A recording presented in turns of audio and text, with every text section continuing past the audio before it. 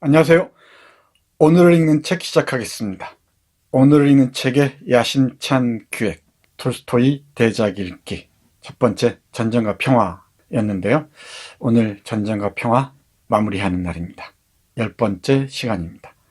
오래 걸렸습니다. 처음에는 대여섯 번이면 충분하지 않을까 생각했는데 하다 보니까 10번까지 오게 됐습니다. 조금 지루하셨죠? 저로서는 방송을 준비하면서 전쟁과 평화를 다시 읽을 수 있어서, 그리고 여러 번 뒤져볼 수 있어서 참 좋았습니다. 꼼꼼하게 읽을 수 있었던 거죠. 학생들을 가르치다 보면은 어쩔 수 없이 작품을 다시 읽게 되고, 그 다시 읽을 때마다 전혀 다르게 의미가 와닿곤 합니다. 그래서 학생들 덕분에 많이 배운다고 얘기하곤 하는데 빈말이 아닙니다. 여러분 덕분에 이 전쟁과 평화를 꼼꼼하게 들여다보게 됐습니다. 감사드립니다. 여러분들에게도 의미가 있었으면 좋을 텐데요. 어쩔는지요. 네, 오늘은 10번째 마지막 4권의 에필로그 제1부와 제2부 보겠습니다. 에필로그 제1부와 제2부라고 말씀드렸습니다만은 제2부는 역사 철학 논설 또는 논문에 가까운 글이어서 일부만 맛보기만 우리가 만나도록 하고요. 에필로그 제1부에 초점을 맞추기로 하겠습니다. 에필로그 제1부의 개요를 보겠습니다. 나타샤와 피에르가 1813년에 결혼합니다. 1812년에 나폴레옹 전쟁이 끝났으니까 1년 후죠. 기억하시죠? 이 피에르가 나타샤에게 간접적으로 사랑을 고백하는 장면, 4권 후반부에서 봤었습니다. 로스토프 백작이 죽음을 맞이하고요. 이 로스토프 백작은 참 마음씨 좋은, 돈 잘 쓰는 사람이었죠. 그래서 빚을 많이 남기고 세상을 떠납니다. 이 빚을 떠나는 아들 니콜라이밖에 없죠. 이제 막내 페짜가 세상을 떠났으니까요. 니콜라이가 이 빚을 갚기 위해서 동분서주합니다. 그리고 마리아와 니콜라이가 결혼을 합니다. 이 마리아는 안드레이 볼콘스키의 누이 동생이었죠. 네, 니콜라이와 결혼을 하죠. 1814년입니다. 그러면 우리의 주인공들이 거의 드러나는 셈이네요. 나타샤와 피에르가 명실상부한 전쟁과 평화의 주인공입니다. 그리고 이 마리아와 니콜라이도 빼놓을 수 없죠. 그리고 세상을 떠났습니다마는 안드레이가 있습니다. 이 마리아와 니콜라이가 결혼을 해서 리시의 고리로 이사를 합니다. 리시의 고리, 인상적인 장소였죠. 이 볼콘스키 노공작의 이 목소리가 들리는 듯한 그 집입니다. 이곳은 바로 톨스토이의 저택이 있던 야스나야 폴라냐가 배경이라고 하죠. 이 리시의 고리로 이사를 하는데 이곳에 나타샤와 피에르도 많이 들립니다. 자주 들립니다. 그리고 이곳에서 함께하는 이야기가 이 에필로그 제1부의 큰 부분을 차지하고 있습니다. 이곳에 이 제니소프도 찾아옵니다. 니콜라이의 친구였죠. 이곳에 다 모입니다. 그러니까 에필로그 1부에서는 우리 전쟁과 평화의 주요 인물들이 이제 리시의 고리로 다 모이는 것으로 마무리가 됩니다. 다시 말씀드리지만 나타샤와 피에르, 그리고 마리아와 니콜라이, 그리고 니콜라이의 어머니 로스토버 백작 부인, 노 백작 부인입니다. 말동무와 함께 고스톱 비슷한 그 카드를 치는데 여념이 없습니다. 그리고 친구 제니소프도 있고요. 그리고 나타샤와 피에르 사이에서 태어난 3남 1녀의 아이들, 또 마리아와 니콜라이 사이에서 태어난 아이들, 그리고 이 안드레이의 아들 있죠. 안드레이와 리즈 사이에서 태어난 니콜렌카가 15살입니다. 1905년생이니까 15살이죠. 기억하시나요? 안드레이가 리즈를 리시의 고리에 맡기고 집을 떠나죠. 집을 떠나고 아우스터리츠 전투에 참전하잖아요. 거기에서 부상을 입고 돌아오는 것 생각나실 겁니다. 그 아이가 자라서 1820년 지금 15살 청소년이 돼 있습니다. 니콜라이는 영지 경영에 바쁩니다. 그리고 피에르는 모종의 사업에 몰두하는데요. 이 모종의 사업이 바로 페테르부르크와의 이 연락 속에서 뭔가 반역, 혁명을 꿈꾸는 일입니다. 얘기는 뒤에서 조금 상세하게 말씀드리겠습니다. 한편 마리아와 나타샤는 출산과 육아, 살림에 바쁩니다. 이제 그야말로 안방 살림에 몰두하는 인물로 바뀌어 변해 있습니다. 한편 이 피에르 아저씨를 숭배하는 이 니콜렌카 볼콘스키는 무시무시한 꿈을 꿉니다. 문제적이죠. 이 니콜렌카 볼콘스키, 안드레이 볼콘스키와 리즈 사이에서 태어난 아이죠. 이 마리아의 조카, 마리아가 고모가 되고요. 니콜라이가 고모부가 되죠. 그러면 피에르는 나타샤가 사돈 집안이 되죠. 사돈집 아주머니가 되고 피에르는 사돈집 아주머니의 남편이니까 아저씨가 됩니다. 이 니콜렌카는 이 피에르를 피에르 아저씨라고 부르면서 존경을 표합니다. 여기까지가 에필로그 제1부의 개괄적인 그 줄거리입니다. 에필로그 2부는 논문입니다. 논문이어서 소설하고는 전혀 다른 글쓰기를 보여줍니다. 주요 그 테마들 보면 신, 권력, 자유, 이성, 의식, 우연, 필연, 그리고 역사의 법칙 등등 전쟁과 평화와 관련해서 추상적으로 펼칠 수 있는 논의들을 톨스토이가 그대로 피력해 놓고 있는 파트입니다. 이 부분은 전쟁과 평화를 다 읽고 난 다음에 천천히 공부하듯이 읽으시면 좋을 것 같습니다. 그리고 3권과 4권에 접어들면서부터 톨스토이는 자신의 그 주장들을 논설의 형식으로 곳곳에서 펼쳐놓죠. 그 논설들을 쭉 읽어온 독자들이라면은 에필로그 제2부도 그다지 어렵게 와닿지는 않을 겁니다.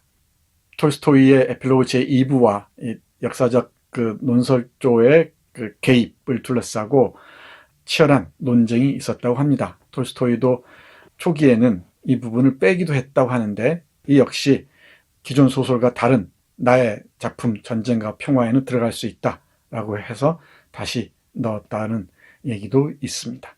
톨스토이는 자신의 작품을 전쟁과 평화를 말이죠. 일리아스에 버금가는 또는 일리아스와 맞서는 작품이라고 했다고 합니다. 전쟁과 평화를 쓰면서 자신의 창작의 영감을 놓치지 않기 위해서 톨스토이는 많은 작품을 읽었다고 하죠. 호메로스의 일리아스, 오디세이아는 물론이고요. 괴테나 월터 스코트 등등 서양의 작품들, 고전들을 열심히 읽었다고 합니다. 좋은 작품을 쓰기 위해서는 역시나 좋은 작품들 많이 읽어야 했던 것 같습니다. 그리고 이 무렵에 언젠가 말씀드렸습니다마는 톨스토이가 좋은 작품들을 쏟아내고 있었죠. 이미 제와벌을 출간했었고요. 이 톨스토이가 전쟁과 평화를 마무리할 무렵에는 톨스토이의 대작 백치를 쓰고 있었습니다. 그 해서 이 톨스토이와 도스토옙스키와 톨스토이 또 빛나는 러시아 작가들의 보이지 않는 대결도 볼만합니다. 도스토옙스키가 조금 선배죠. 선배인데 대결의식이 대단했던 것 같습니다. 장관입니다. 언젠가 도스토옙스키의 5대 장편을 여러분께 꼭 소개해 드릴 텐데 그때 또 말씀드리도록 하겠습니다.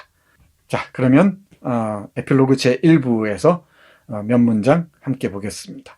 니콜라이의 농민의 발견이 제 눈에 띄는데요. 이 톨스토이는 귀족들이, 특히 계명한 귀족들이 농민에게 깊은 관심을 기울이는 점을 각별하게 소설화하고 있습니다. 전쟁과 평화만 해도 안드레이가 보차 그로본가요? 자신의 영지에서 농민들과 생활하는 장면이 있었죠. 피에르도 자신의 영지에 가서 농민들과 잠깐 생활을 하죠. 그리고 자신의 영지에 있는 농민들에게 어떤 자율권을 주기도 하고 그렇습니다. 그리고 안나 까레리나의 다음에 이어질 텐데요. 레빈도 이 농민과 각별한 관계를 유지합니다. 그리고 톨스토이 자신이 자신의 영지에서 이 농노들을 다 해방하고요. 그리고 땅을 나눠주기도 하죠. 그리고 이 농노의 아이들을 가르치기도 합니다. 자신의 실제 그 경험들을 이 안드레이와 피에르 그리고 니콜라이에게 투영했던 것 같습니다. 본격적으로 농민과 귀족의 관계를 보여주는 작품은 안나 까레니나의 한 부분을 차지하는 레빈에 이르러서죠. 이 얘기는 안나 까레니나를 얘기할 때 구체적으로 살펴보겠습니다. 이 니콜라이의 농민의 발견은 주목해야 합니다. 볼까요? 니콜라이가 영지 경영을 시작하고 그 경영의 다양한 부분을 깊이 탐구하기 시작했을 때 특히 그의 관심을 끈 것은 농민이었다. 농민은 그에게 도구일 뿐 아니라 목적이자 심판관으로도 보였다. 그는 처음에 농민들을 유심히 관찰하면서 그들이 무엇을 원하는지, 무엇을 선과 악으로 생각하는지 이해하려 애썼고 그저 지시하거나 명령하는 척할 뿐 사실은 농민들에게 방법과 언어와 선악의 판단을 배우기만 했다.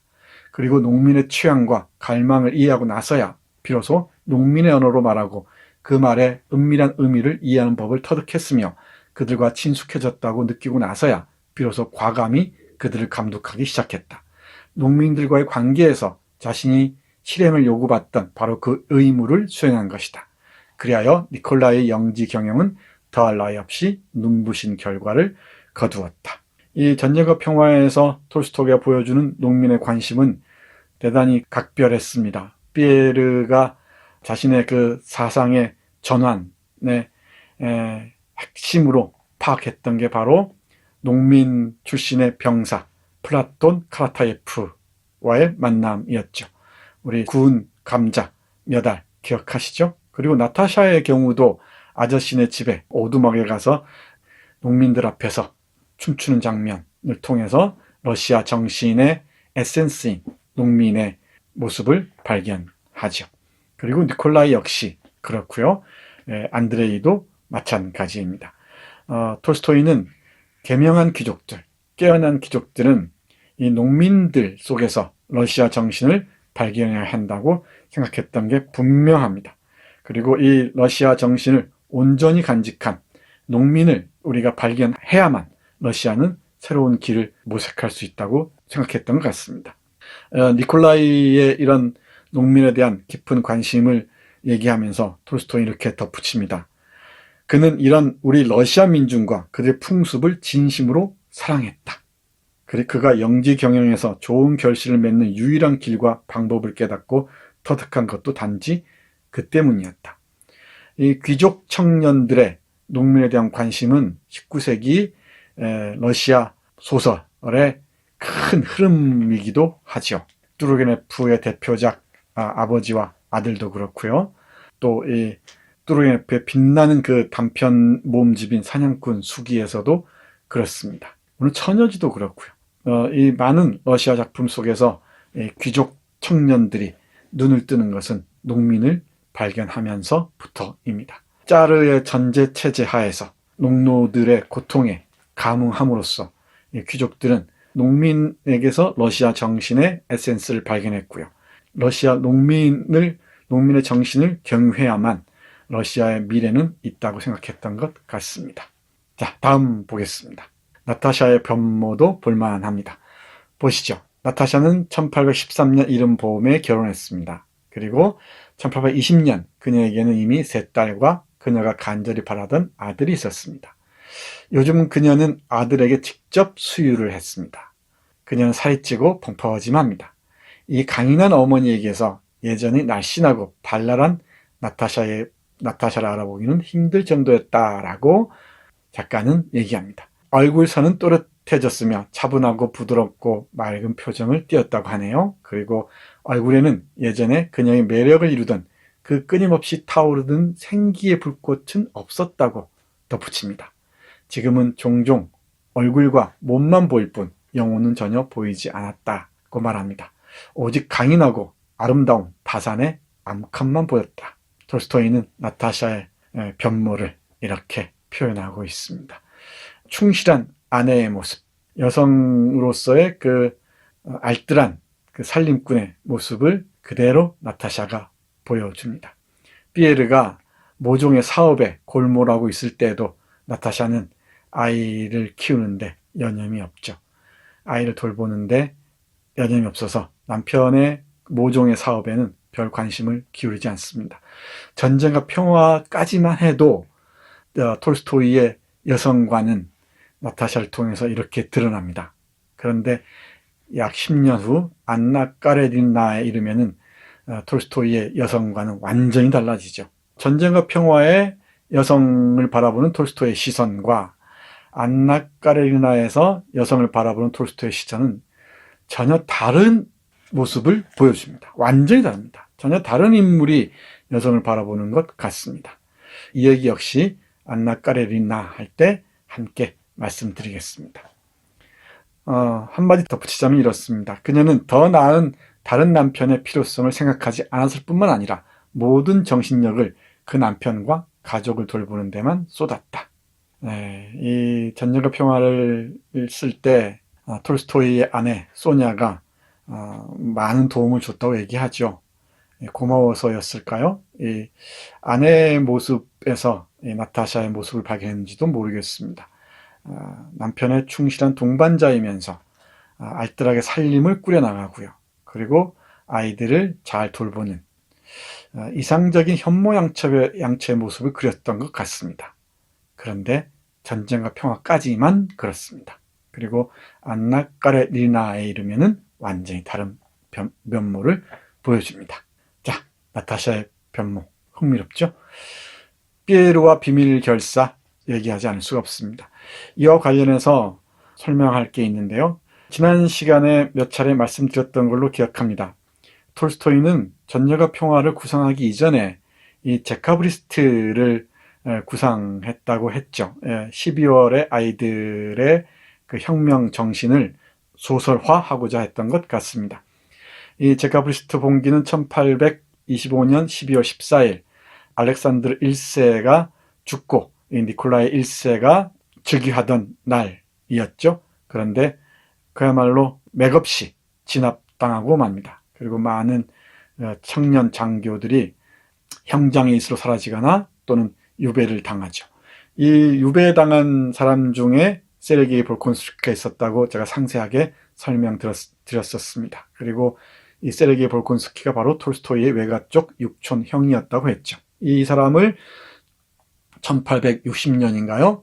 톨스토이가 유럽을 여행하고 있을 때 이탈리아 피렌체에서 만났다고 했습니다. 충격을 받았다고 했죠.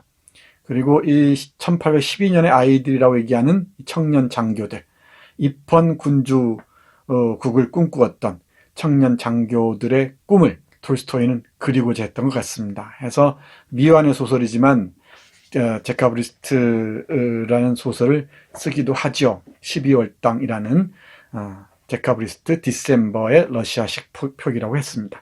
제카브리스트, 그러니까 디셈버의 아이들, 12월의 아이들이라는 뜻이죠. 자신의 먼 친척인 세르게이 볼콘스키를 모델로 해서 그리고자 했던 게 점점 더 역사를 소급하다 보니까 1805년까지 갔고요. 아우스트리트 전투 그리고 보로지노 전투를 통해서 폴레옹의 모스크바 점령에 이르기까지 그리고 1820년까지 그리지 않을 수가 없었던 것 같습니다. 그러니까 제카브리스트 봉기가 왜 필요했는가를 톨스토이는 전쟁과 평화를 통해서 역사적으로 보여주고자 했던 것 같습니다. 그래서 시간 스케일이 1805년에서 1820년까지 이르고요. 그리고 1825년 제카브리스트 봉기를 얘기하는 인물로서 피에르를 그리고 있는 것입니다. 그래서 피에르가 벌이고 있는 모종의 사업은 바로 제카브리스트 봉기 모의라고 할 수 있을 것 같습니다. 피에르가 얘기한 혁명에 관한 얘기는 바로 이와 관련이 있고요. 그리고 뒤에서 볼 이 니콜렌카의 꿈은 제카브리스트 봉기를 미리 보여주는 게 아닌가 어렵지 않게 추정할 수 있습니다.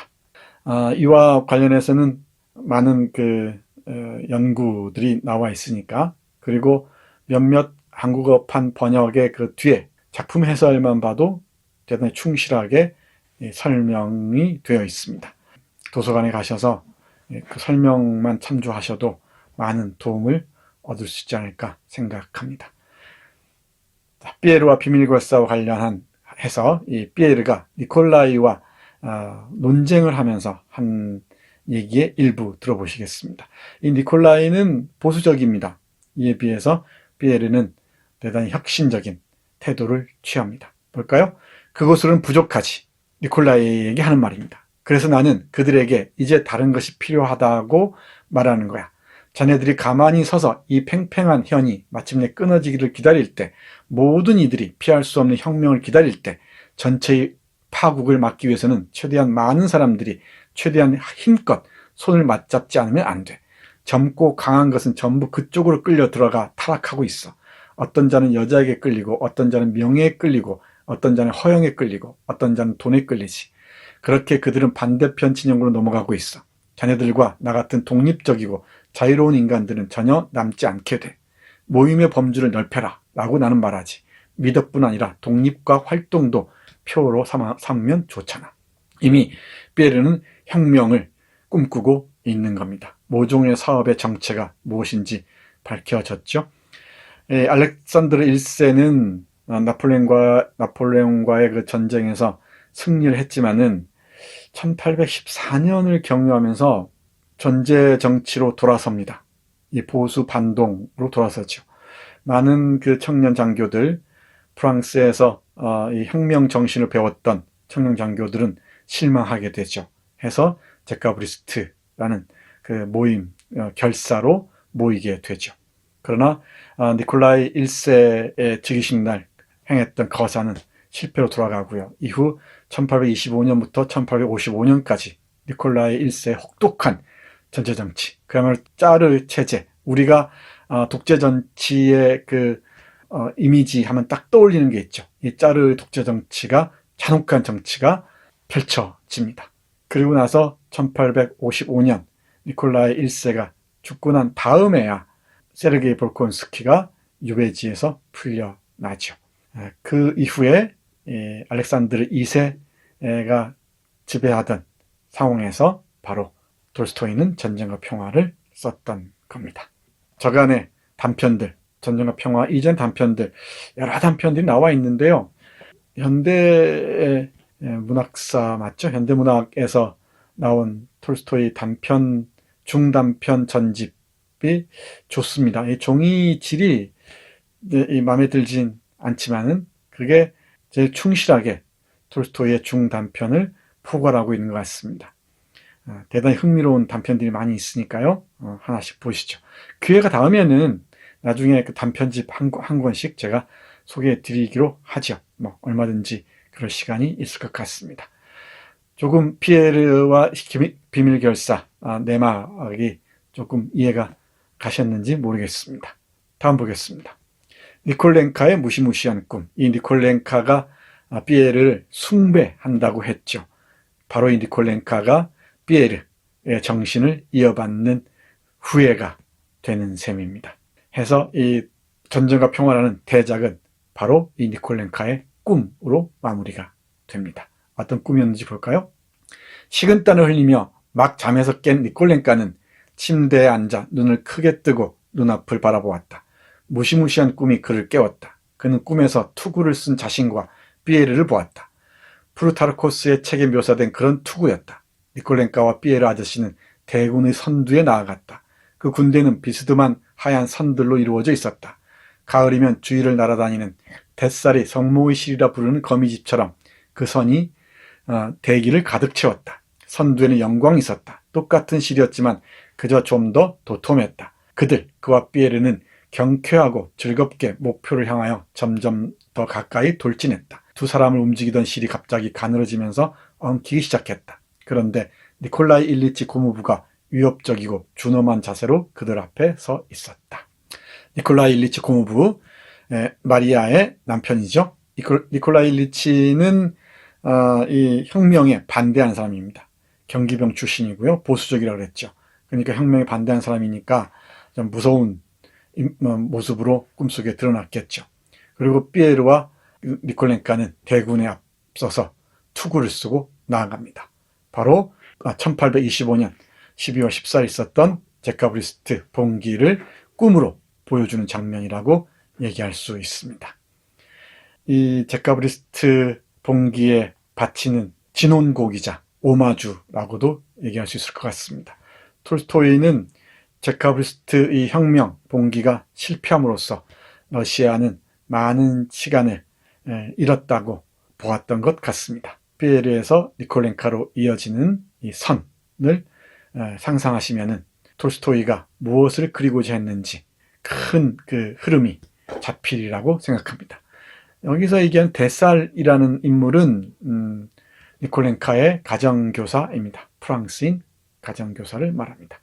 자, 그러면 에필로그 제2부에서 한 문장만 보겠습니다. 역사를 움직이는 힘이 무엇인가? 이 얘기도 앞서서 이미 말씀을 드렸었습니다.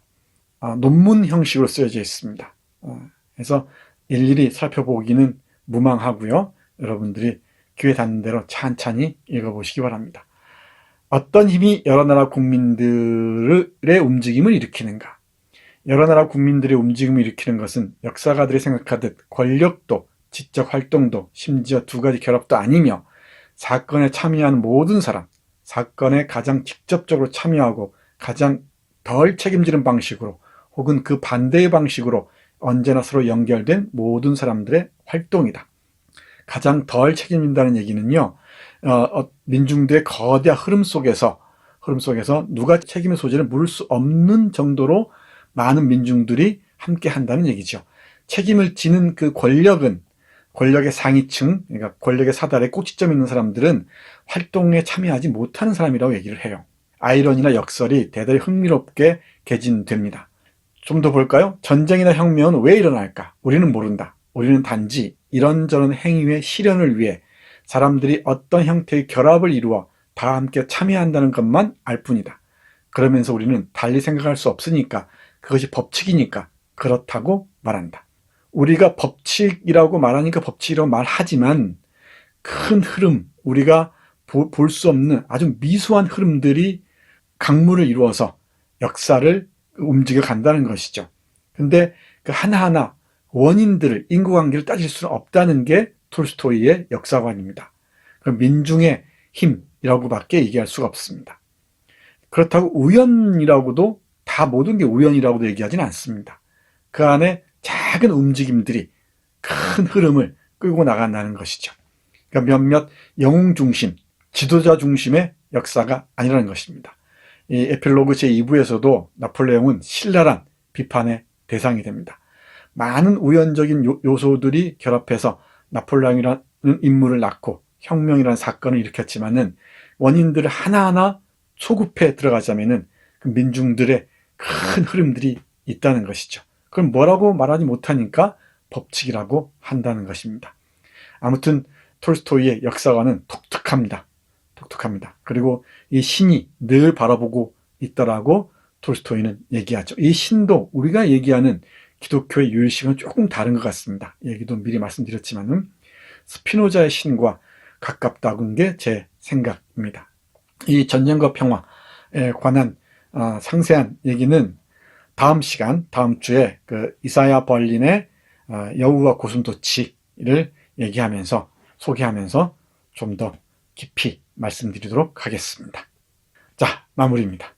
피에르가 하늘을 바라보는 장면입니다. 하늘을 바라보는 장면들이 곳곳에서 나오죠.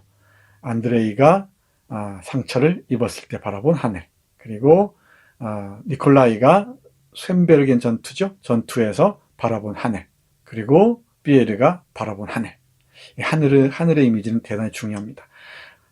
우리가 모르는 참 다른 시선이 있었던 것이죠. 이게 톨스토이의 시선인데, 저는 이 망원경적 시선과 현미경적 시선 이렇게 얘기하는데, 톨스토이는 늘 우리 인간들이 모르는 하늘의 시선이 있다고 생각하는 거죠. 어떤 신적인 시선이 있다고 생각합니다. 동시에 아주 세밀한 시선으로 인물들의 심리를 포착해내죠.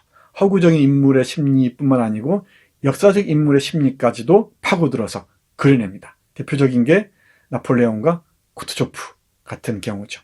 역사적 인물과 허구적 인물들이 거의 대등하게 등장한다고 제가 제 2강인가요? 초반부에 말씀드린 바가 있습니다.